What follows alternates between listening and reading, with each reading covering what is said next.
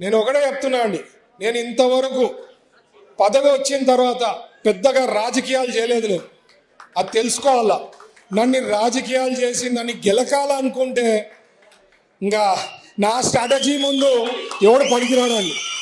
అది నేను తెలుసు, వాళ్ళకి నేను చెప్పదలుచుకున్నా. అంతకుముందు మంత్రులు అయినారు, చాలామంది మంత్రులు అయినారు.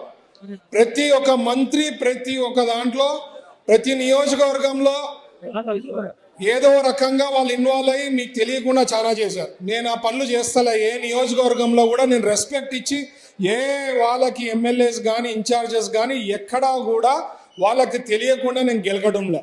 సో నేను అనేది మైండ్లో పెట్టుకోండి.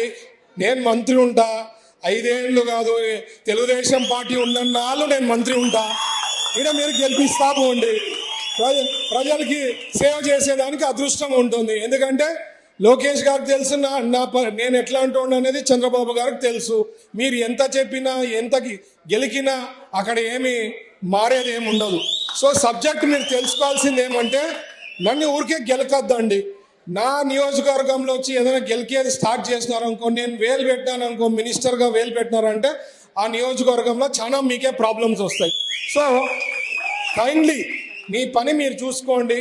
మీ నియోజకవర్గం మీకు ఇచ్చారు, ప్రజలు మీకు ఓటేసి గెలిపించారు.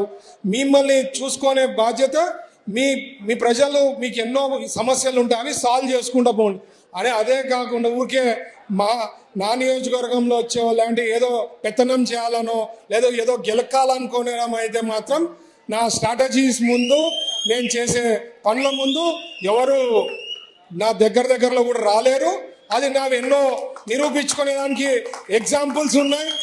మెడికల్ షాప్స్ రోడ్ది ఎవరు చేశాడండి? ఎవరికైనా చాత అయిందా? స్మూత్గా సాల్వ్ చేశామా? సో ఇట్లాంటివి ఎన్నోటి ఉన్నాయి, చెప్పుకుంటా పోతే చాలా ఉన్నాయి. సో నేను చెప్పేది ఏంటంటే, ఎవరి నియోజకవర్గంలో వాళ్ళ ప్రజలు మిమ్మల్ని ఎన్నుకున్నారు, మీ పని మీరు చూసుకుంటే మీకు బాగుంటుంది అనేదే నేను మీకు రిక్వెస్ట్ చేయడం జరుగుతుంది. ఎందుకంటే మనకి ప్రజలు ఓటేసి గెలిపించిన దానికి 5 ఏళ్లలో ఎంత చేతనైతే ఆ నియోజకవర్గం డెవలప్ చేసుకోవాలా, ప్రజలకి సేవ చేయాలా. ఇప్పుడు ఇండస్ట్రీస్ మంత్రిగా నాకు ఇచ్చిన అవకాశం వచ్చింది, ఒక గోల్డెన్ ఆపర్చునిటీ వచ్చింది. ఓరకల్ ఇండస్ట్రియల్ పార్క్లో ఎంత వీలైతే అన్ని ఇండస్ట్రీస్ రావాలి. ఎవరికి ఇండస్ట్రీస్ వస్తే ఎవరికి బాగుంటుంది? ఇక్కడ ఉండేవాళ్ళు మీ అందరికీ, మీ పిల్లలకి, మీ వాళ్ళకి ఫ్యూచర్. అవునా కదా? నా పర్సనలే కదా, అందరికీ కదా.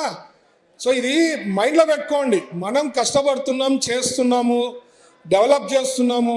స్టేట్ వైడ్ ఎన్నో రకాలుగా ఇన్వెస్ట్మెంట్స్ తేవడం జరిగింది.